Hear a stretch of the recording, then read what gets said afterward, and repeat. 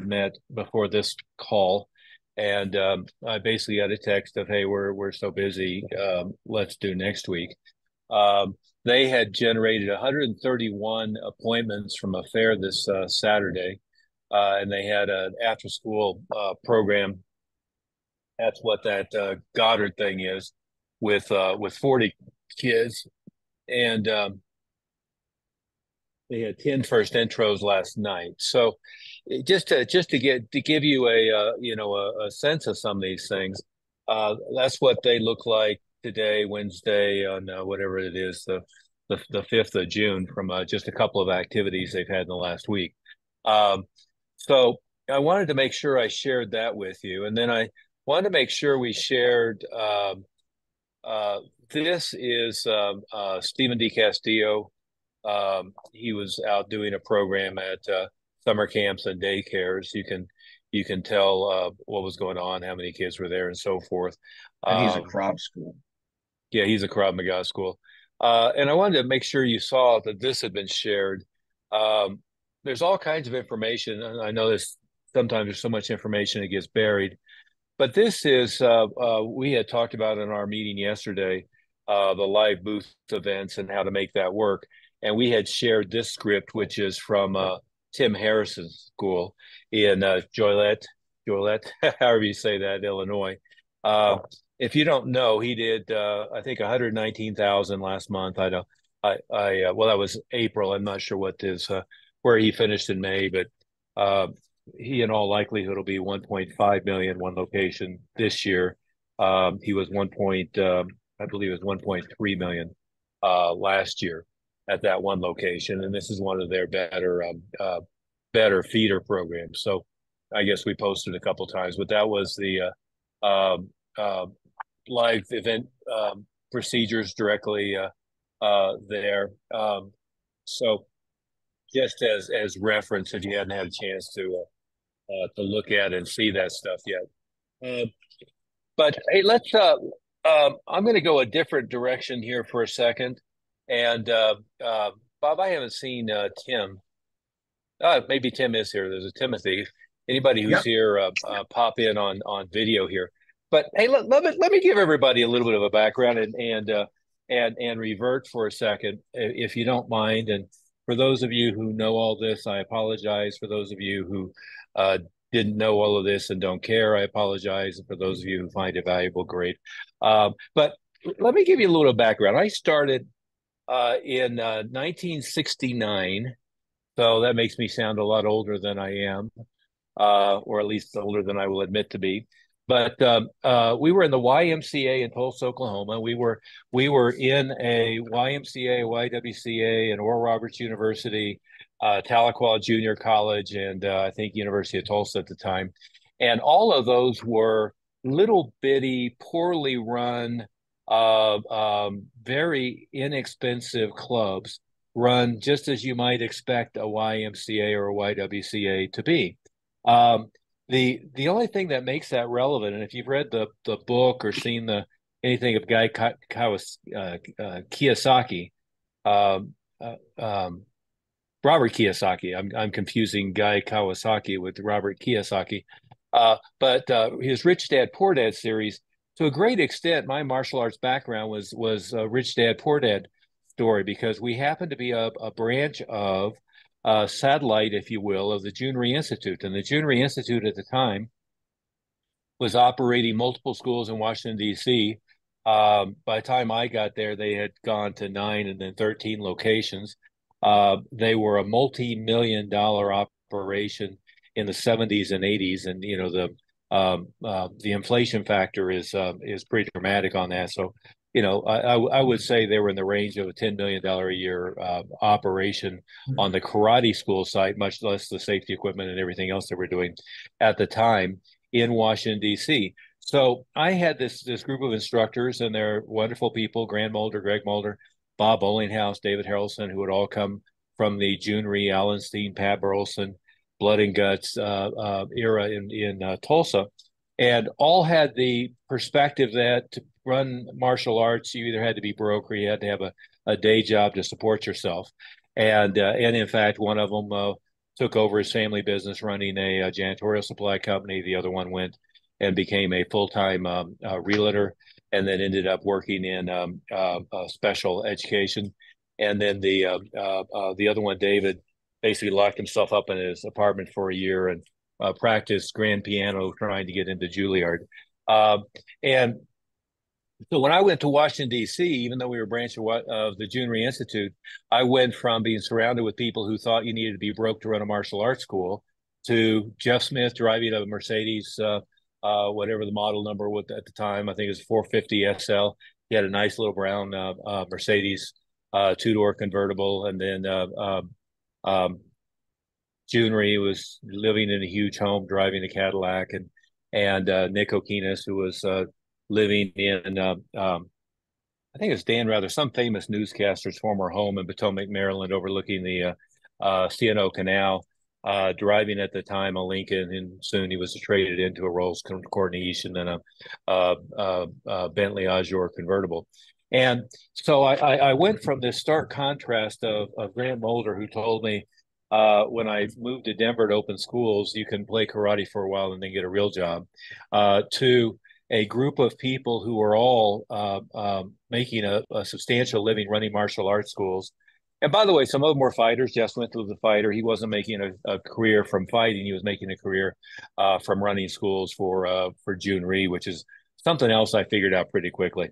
But at the June Rhee Institute at the time, like I said, it was 13 locations, I'm guessing at the time 5,000 students, maybe a little bit more between the locations. And then when I moved to Denver, I ended up with 5 schools in 18 months, 6 schools in 30 months, and by the time I was about 26 years old, had 3,500 active students. And what the reason I'm saying this is unfortunately, we have an interesting mix on this Wednesday call. I say unfortunately, I mean it's fortunate because the purpose of this meeting is to take small schools and turn them into medium-sized schools and then turn them into big schools. On the other hand, what we had a what was it, Bob? An hour and a half meeting yesterday of our team, and our conversation behind the scenes is unfortunately broke people oftentimes are broke just because their mindset keeps them broke. And when I talk about numbers like the numbers that I just talked about, oftentimes they don't understand it, they don't believe it, they think that we're full of shit, one thing or another. It is interesting, and that's part of the reason why we have the discussion forum. We have, including on this meeting, but on a regular basis, we have the other schools that we're working with that are doing well. We're trying to give you references of what's really going out in the field in real time. But part of this conversation came up from a conversation that Tim was having, and then Ken had chipped in, and I'd love for you guys to pop in here for a second. From a standpoint of teaching children, we've been in the market of teaching children all the way back, I guess, to when I was the only child in the program back in Tulsa. But June Rhee Institute had become very focused on teaching kids and on character development for kids. He made it where he had to have at least a B average to be a black belt if you're under 18 back in the 70s. Nick Okinas had been the regional franchise director for Art Linkletter's Totten Kids Transported After School Dance Program. So he was literally running buses, picking kids up at school, taking them over to the dance studio, doing study skills and doing teaching with them. All the way back into the I forget what year that started, but into the late 60s and perhaps earlier.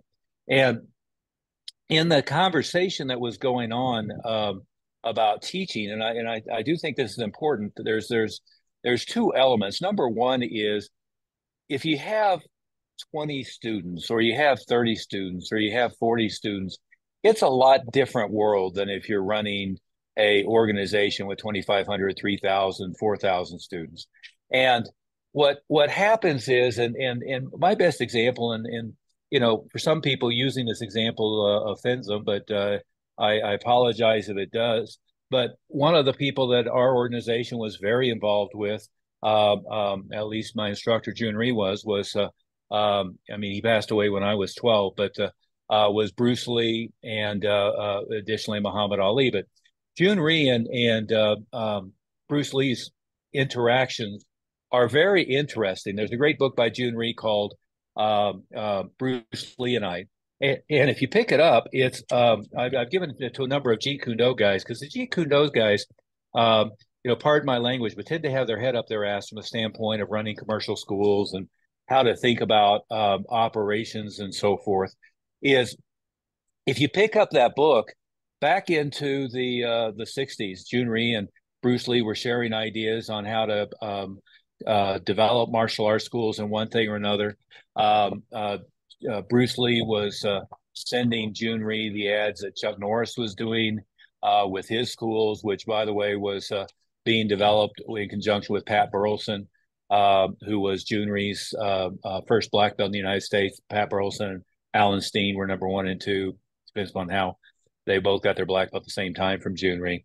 But the if you look at what Bruce Lee did back in the day, is he was very pro commercial, very pro making money, very, I have pictures of him sharing on the set of Enter the Dragon, the pictures of his soon to be, I believe it was a red Rolls Royce Corniche that he ordered when he got the check for Enter the Dragon. But Bruce Lee never really grew beyond teaching 1 or 2 people in his backyard. He did have a school, but it was always very small. He, if you look at his great goal setting worksheet that Jun Rhee was on the phone with him. Bruce Lee was in Hong Kong. Jun Rhee was in Washington, D.C. when he wrote it. It's straight out of Napoleon Hill about having $10 million in his possession, being able to live as he pleased, being the #1 paid Oriental martial artist or the Oriental actor in the world. But Bruce Lee never really learned how to teach a class of 30 people, a school of 300 people, an organization of 4,000 or 5,000 people. And when it comes to developing teaching methodology or pedagogy, is what happens is somebody who thinks they're good at teaching adults with 10 or 20 people, 5 people at a time, oftentimes have never had to think about curriculum structure. They haven't had to discover and master what we've arrived at over the years with rotating curriculum that makes it a simpler, more manageable process. They've never had to really manage testing cycles, and there's all kinds of missing pieces that as you grow to that level is in place. And what I want you guys to understand is, even though this 6-week program, really it's #1, it's about all the things that you can do with grassroots effort without spending a ton of money. In other words, I could teach everybody here how to do infomercials, 30-second spots. I could tell you how to go buy ads on the CBS, NBC, ABC, Fox affiliates in your town, how to be on the 5 o'clock, 7 o'clock, 10 o'clock news. All that worked really well for me over the years. But I was running a multi-million-dollar, in today's terms, my organization was doing $5 million a year in 1986 when I was 26 years old. So if you inflation adjusted the numbers, that's what the comparable is. 3,500 students spread across 6 locations. You can do the numbers in your head. But what we're not trying to do is teach you how to massively ramp up cold direct mail. That works great. It just is every enrollment is going to be relatively expensive, and if your average lifetime value of a student isn't $7,000, $8,000, $9,000, and if your student retention isn't in place, and if you're not generating $700, $800 upfront when you enroll everybody, it's not going to work for you anyway. So what we're really not doing is spending much time on direct mail. We're not spending any time on TV advertising. We're not spending any time on infomercials. We're not spending any time on expensive advertising. What we're spending time with on Wednesday is on grassroots, labor-intensive, beat the bushes, things that you can do with your labor without spending a ton of money. But then what the next thing is, and I see the conversation going on. A lot of you get distracted on all the different things you're trying to do, and you want to develop your curriculum this way. You don't want to develop your a renewal program. You see the idea of leadership, and that gets exciting and so forth. If you have 25 students, none of that stuff is relevant. if you have 75 students, still none of that stuff is relevant. You need to, the whole purpose and all of our marketing was very clear on it. The whole thing you need to do is add 100 students to your school to get critical mass to have momentum. One of the other things that we spend some time with, but not a lot, on these Wednesday meetings is referral systems. Well, the reason for that is if you look at some of our schools, let's say Jason Purcell, Bob, I think it's fair to say we can't shut Jason up when it comes to how great birthday parties are. He's always talking about how many birthday parties they have and how many enrollments they're doing for birthday parties. But I got to tell you, he's running around 350 active students in Seattle. And if you have critical mass, in other words, you have 120, 150, or even better yet, 250 or 300 students, there's a lot of things, a lot of referral systems that you can use that are going to do a great job. Bob, we have the Ultimate Referral Machine and the Ambassador Program that everybody has access to. They're both great programs. But I will tell you, if you're at 25 or 50 students, none of those things help you very much either. What you have to do is you have to go round up 100 students. And then when you round up 100 students, you'll have enough critical mass that you can start adding to your growth and ultimately maintaining your level of your school when you get to whatever your target point is through referral systems.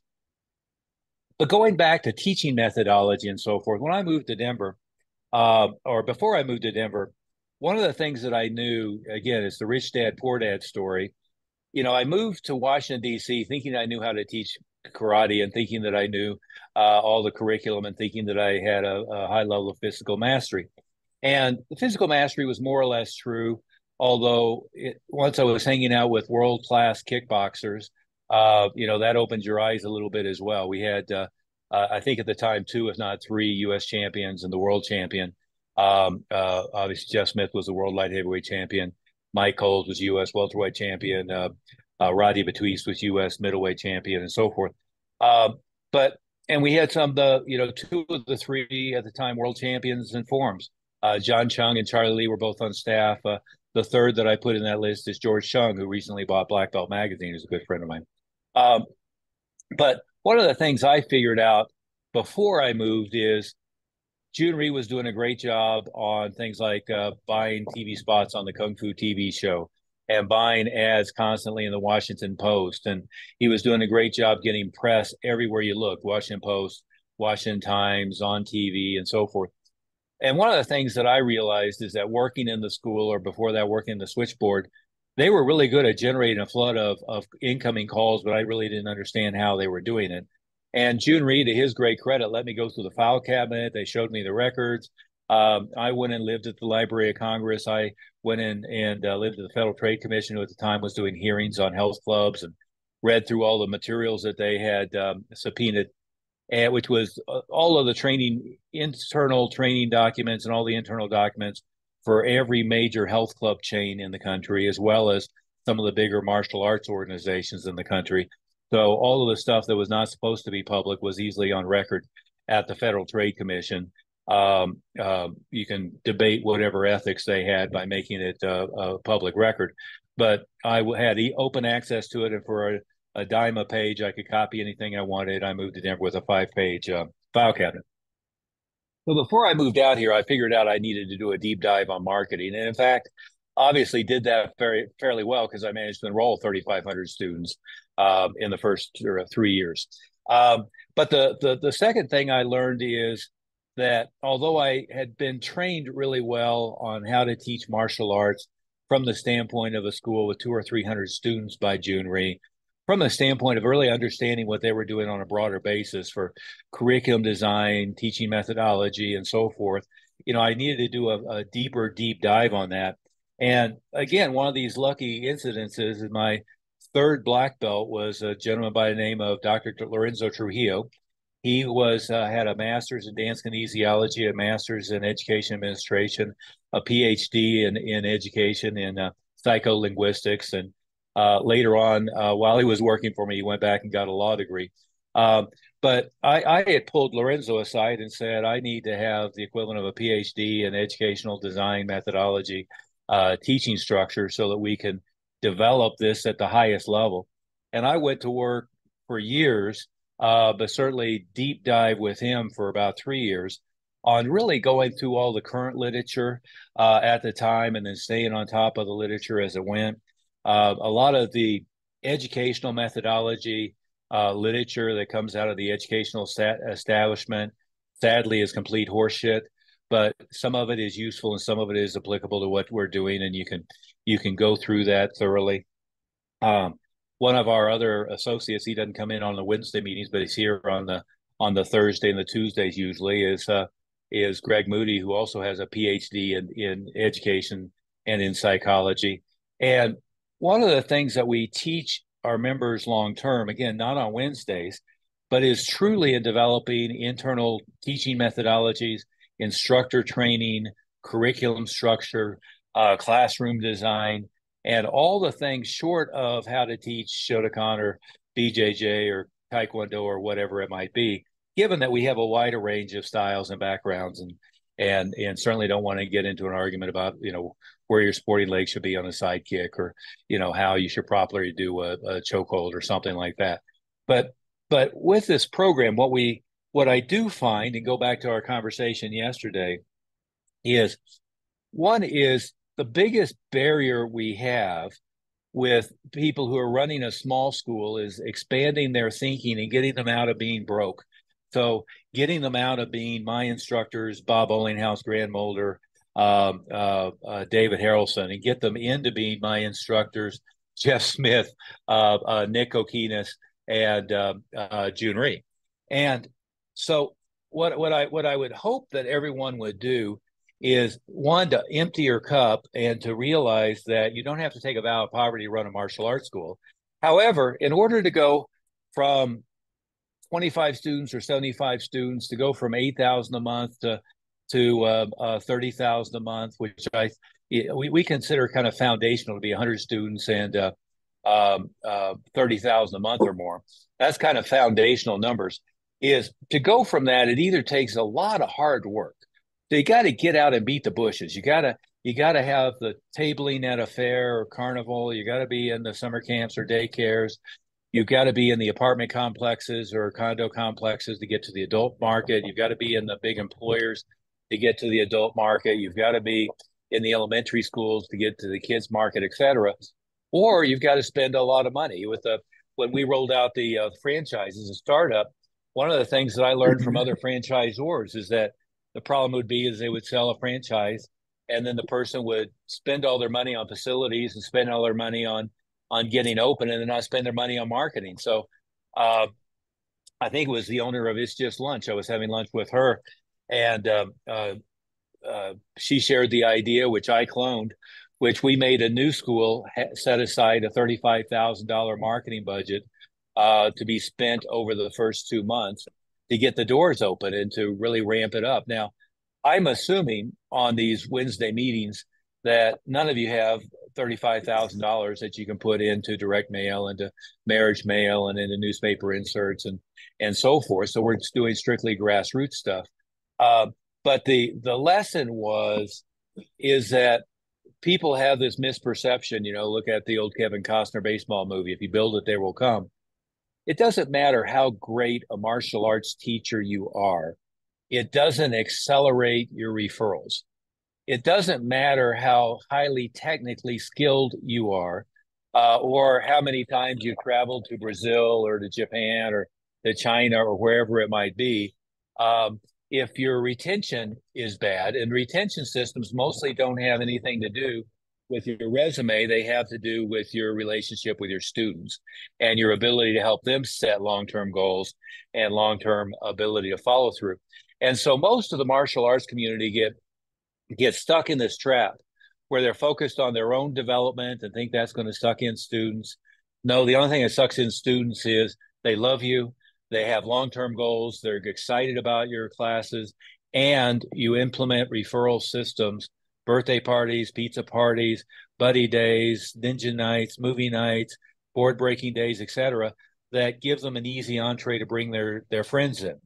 From a standpoint of growing your school, the reason why I did in 1983, my mission was 100 students in the first month, 200 in the first 90 days is my mode of operating. By the way, I did that with no money until obviously the first few schools were open, and then I had serious cash flow. The second school, at least by then, I had serious cash flow, and that was only 90 days later. But to begin with, the reason for that was I could quickly build critical mass and really get some momentum going, and then everything else would feed upon itself. So I will tell you, on our side, the hardest school to work with is the highly skilled martial artist who has 50 students, is doing 7,000 a month. And what they tend to want to do is they want to second guess everything. They want to argue the point. And instead of just taking a right out their front door as soon as they get off the meeting and go implement. Is that a fair way to say it, Bob? That they want to, argue every point. So I will tell you that we spend way more time and effort and pain on our end getting a school that's at 50 students up to 100 students than we do getting a school that's at 200 students to be a million five school. So, well, what I would suggest, and again, I don't mean to go on to a rant, although I am. What I would suggest is really sit down, take the blank piece of paper, take that William H. Murray quote that I love. And if you don't know what I'm talking about, we'll share that with you. But it's really sit down and make a decision. Sit down, go to Starbucks or wherever you like to go. Do as I do, is sit on the deck and take the blank piece of paper and say to yourself, where are you serious about being with your school a year from now?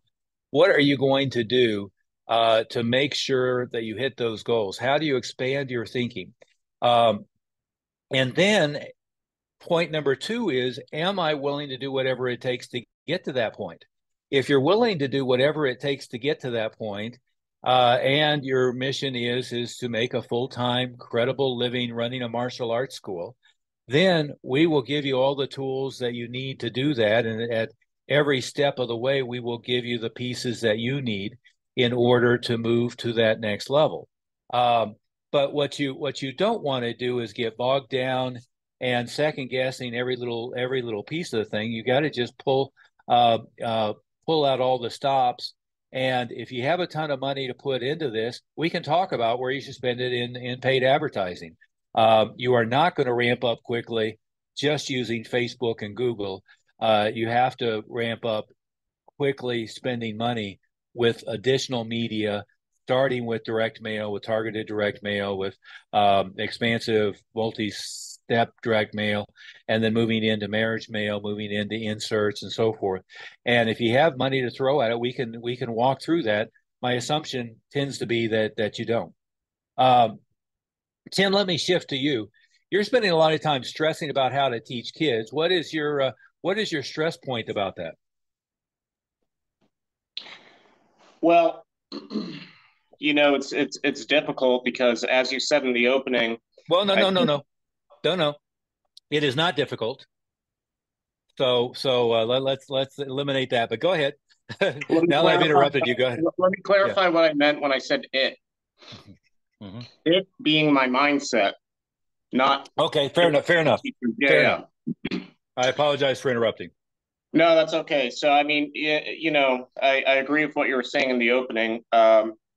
Successful people tend to think differently, right? Hmm. So it's hard to know if I'm being objective or if I'm just getting in my own way. I don't think I have the patience or the personality to teach kids. Well, Period. let me say it differently. Teaching two, three, four, five people at a time. I don't have the patience for that. I don't care whether they're 68 years old or they're seven. Um, Teaching 25